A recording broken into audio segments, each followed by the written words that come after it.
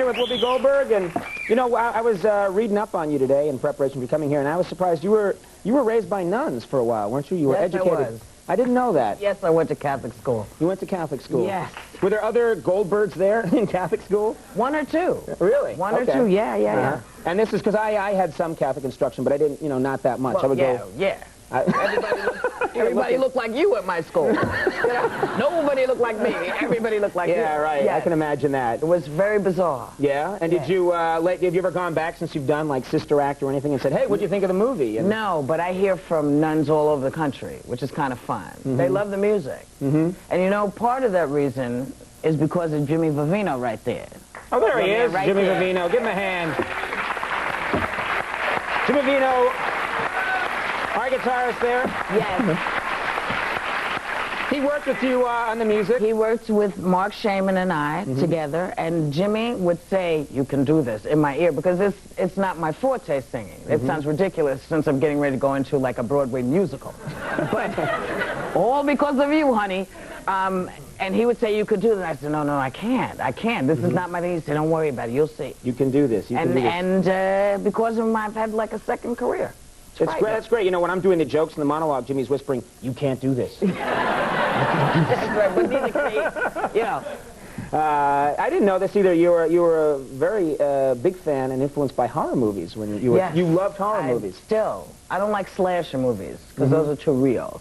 But I love a good scary movie, a really good scary movie like Abbott and Costello Meet Frankenstein. I love that. Or The Tingler. Did you ever see The Tingler with Vincent Price? I know of it. Oh, it's the best. The Tingler, the one where they used special effects in the studio. There was one where they actually electrified people's seats and gave them a shock when. No, that's another one of the ass shocker. Directors. Yeah, that's right. But you said it too. I love ass shocking movies. But The Tingler is the one where they'd buzz you around the ankle, because The Tingler was something that Vincent Price took out your back, and the only way you could get it off of you was to scream, and the Tingler would let you go look like a giant centipede. And so then you'd be sitting there like this, watching him do this thing, and then he'd go, oh my God, the Tingler's gone. And so, oh my God, he's there. And then somebody would go at your legs, and people would be screaming. Hair would be up like this. It was bad.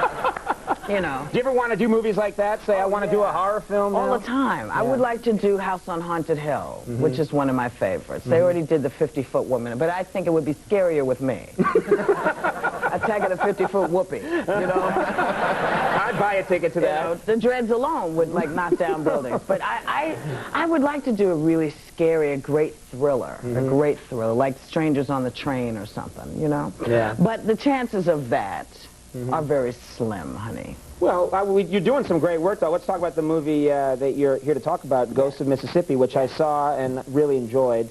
This is a movie. It's a true story. Yes, it's about the trial that finally brought Medgar Evers' murderer to justice after 30 years of Merle Evers on a road saying, I'm going to get this man. And this is interesting. You know, there are a lot of people in my generation and younger who don't really know who Medgar Evers was. He was probably the earliest of the big civil rights leaders down south. He was pre-media, you know, because his assassination helped to focus attention on the South at the time.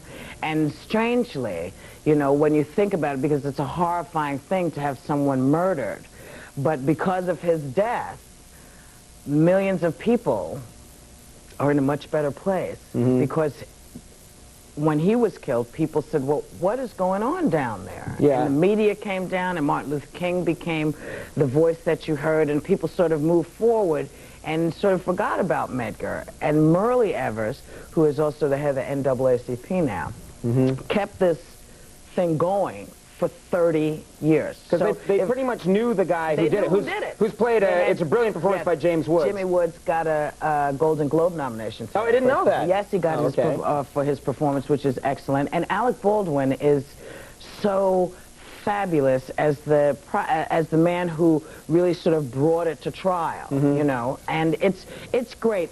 It's taken a little bit of heat because people feel it should be a different story. But this particular story that Rob Reiner is telling is about the trial. You know, and it's important so that all you folks who go and see it, who want to know what happened before that, we'll do a little more digging, and maybe someday we'll get to make a movie about Medgar Evers, because, you know, it's hard to get real stuff made, because they figure people don't want to know about it. But I know it's BS. People do want to know. Well, I think what's kind of interesting about this is that Myrlie Evers, she's still alive. She's a real person. She's head of the NAACP, and she worked with you on your role because you're playing her. And I would think that would be really tough to have. You're playing a real person, and they're right there on the set saying, that's not the way I drink coffee. I drink it this way, or I do it this way, I do it that way. But it's great, because whatever heat you're going to take from the critics, you can point your finger. Oh, God. You say, no, I didn't make that up. She did it. It's a real one. Call her. You know, and it's great. You know, it's a good movie, and I'm very sort of thankful to Rob Reiner, because this is the only way we're going to get these sort of American stories told. I mean, there's a lot of movies being made, and a lot of really good films are getting praised, but they're from outside of us, you know, and there's so much rich history in this country that I want to see us start supporting some of our movies, you know, movies that are about all the people who went into making America, you know, because we didn't get all that information at school, you know. We don't get it all, no. No, we don't get it. We got a lot of bad information, but now we can rectify it. So I'm hoping people will go and see it. Well, let me tell them where it is. Ghost of Mississippi opens in select cities tomorrow, and then nationally everybody can see it on January 3rd. Fab. Yeah, I just made that up. All right. Whoopi Goldberg, we can't thank you enough for coming by. Very nice to have you with us. Jack Palance, Simply Red are coming up. We'll take a break. We'll be right back.